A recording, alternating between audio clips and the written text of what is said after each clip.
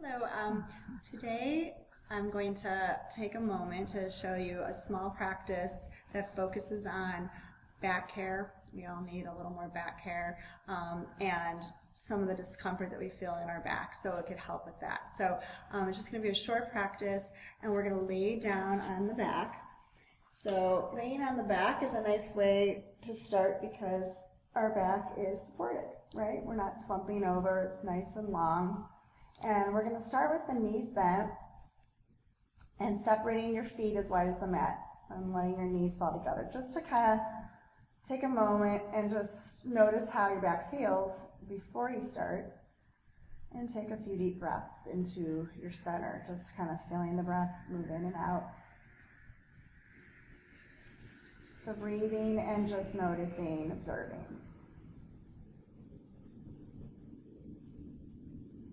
Noticing there's a space between your low back and the floor. That's your normal low back curve, and that's good. You want that.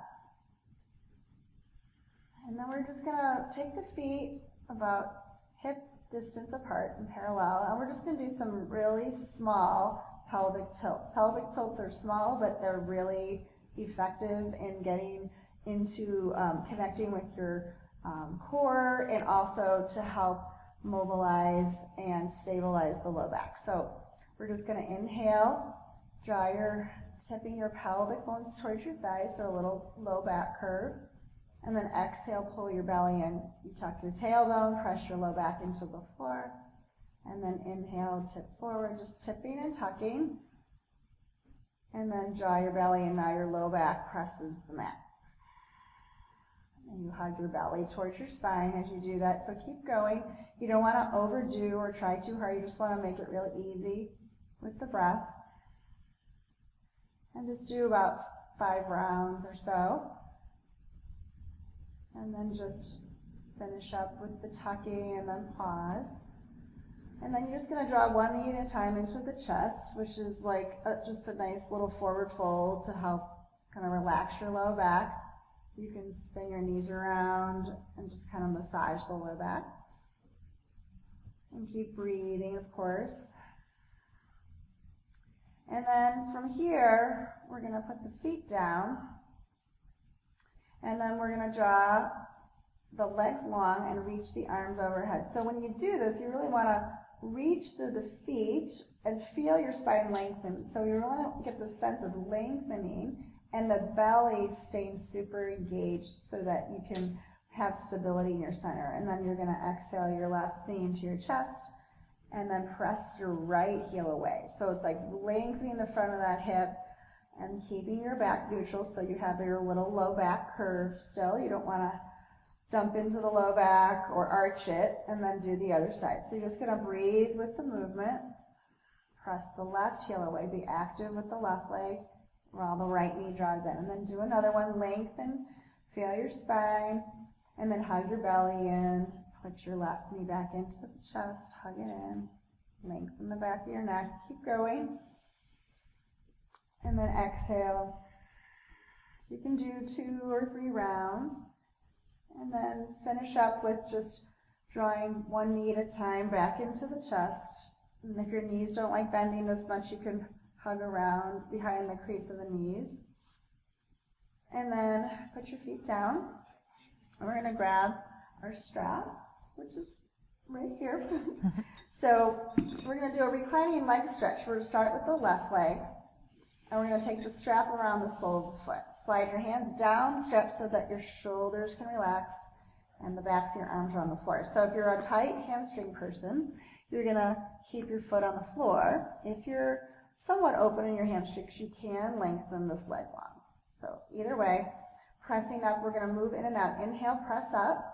Exhale, bend the knee. So we're just kind of like priming the back of the leg, the hamstring. And this whole series, if your low back doesn't feel good, this series I'm about to show you, I would recommend just doing the series. Your low back will feel better. I think in most cases, people report this feels so good in their low back after they're finished. And then once you do about 3 rounds of in and out, you're going to hold. Not forcing, just feeling enough back here. You don't want to pull and force. You just want to feel and press up into the strap, really activate the leg. And then you're gonna go take both straps into your left hand. You wanna put your right hand on your right hip, so you encourage this right side to stay on the floor. You don't wanna roll the right buttock off the floor. Turn the leg out, and then bring the leg out so that you feel the inner thigh. Now, a common mistake is that this right hip rolls off. You try to get your leg close. You really wanna hug the belly and keep your leg maybe a little higher so that this right hip is down. So if you have to put your foot on the floor, that's fine. You should feel the inner thigh. If you need more, you can pull it a little bit gently up towards the head of your mat. And hold for about 5 breaths. So just holding here, breathing here, belly's staying nice and engaged. And then after 5 breaths, bring it up to center, help it back to the center. And then we're gonna get to the outer hip here in this upper part of the, kind of the beginning of the IT band. We're gonna take the leg that's on the floor and slide it over towards the left corner. Then we're gonna rotate the leg a little bit in, the foot turns in, so the whole thigh turns in a little. And then on an angle, you don't have to go far. I already feel something happening here, a lot of really intense stretching actually, because your IT band and this whole top of the outer leg is super tight usually. So the more you press into the strap, the more you're gonna feel, and you need to be able to breathe. So make sure it's not too much.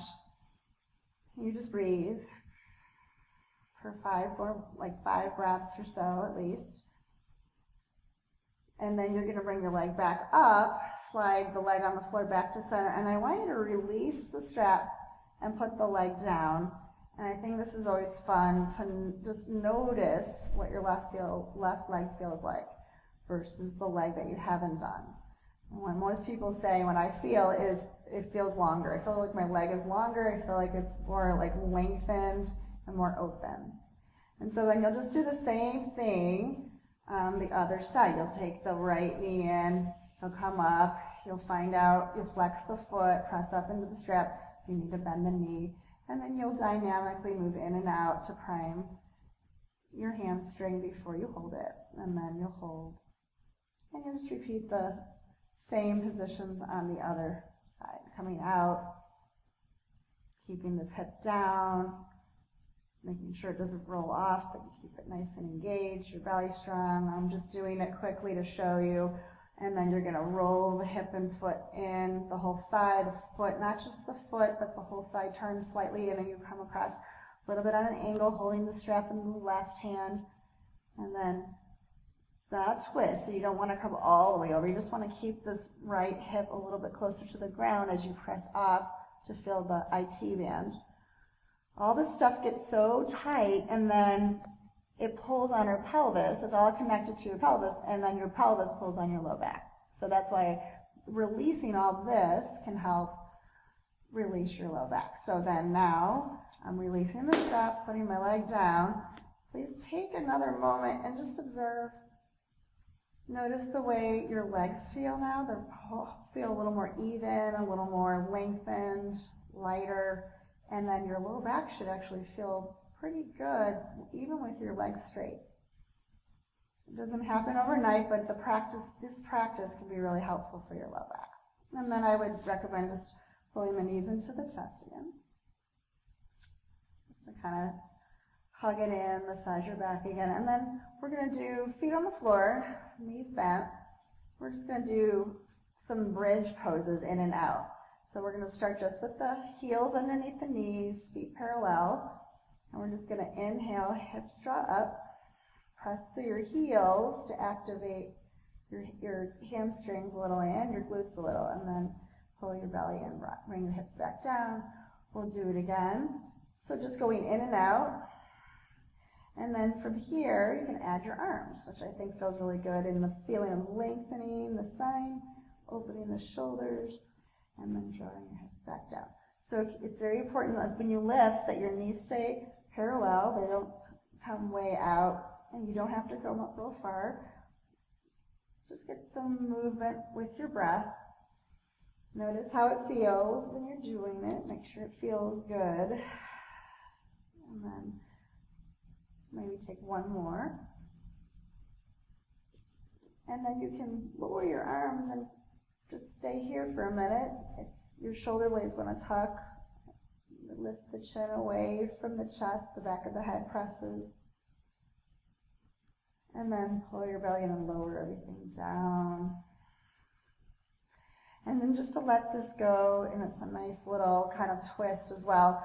You can put your arms in a T with your palms up. You can put your arms in cactus, feet as wide as the mat, and just windshield wiper the knees back and forth. Dropping into this is great for getting into the fronts of the hips, which are so tight, those hip flexors. And also it's a nice little gentle twist. If you want to turn your head the opposite way, if that feels good to your neck, you can get the full spinal twist with it. Go slow. I think people tend to go fast. I do that too, and I just feel like you miss a lot when you go fast. So try to go slow, take your time, breathe with it, feel the sensation, whatever you're noticing, just breathe and move and feel. And then you can drop into one side and hold if you want to stay here. And then you can make it deeper by crossing your ankle over your knee, keeping your foot flexed. This should not create pain in the low back. Sometimes if we're pulling this down, it pulls too much in the lower mid back. So you want to feel like it's just more stretch in the front of the hip, not in the low back pulling. And then you can go and kind of shake it out and then go to the other side. Dropping into it.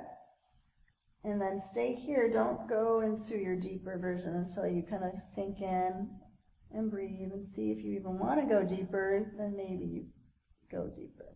But again, it's not better. It just is. Whatever it is and works for you, you got to listen to your body. And then come back. Breathe. And then from here, we're going to wind up laying on our back just to kind of take a little, break and complete our practice. But I'm going to offer one little back bend. If you have a rolled up blanket or even a small bolster like this, you can to do a little upper back and chest opener here. So we're going to take a blanket here just to kind of give our head something to rest on.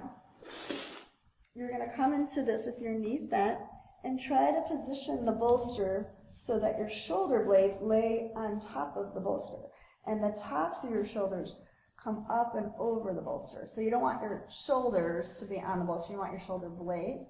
And then you can take this blanket to lift it up and give you a little height.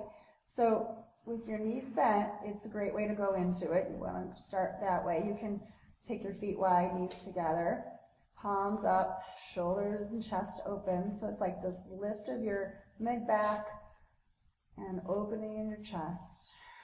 Notice how this feels. If it doesn't feel good to your neck, you can even take your head up higher with a block.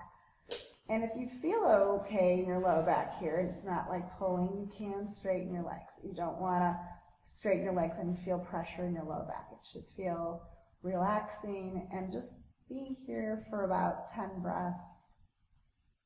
And the only thing you really focus on is just trying to allow and breathe, and just be here and see how this feels.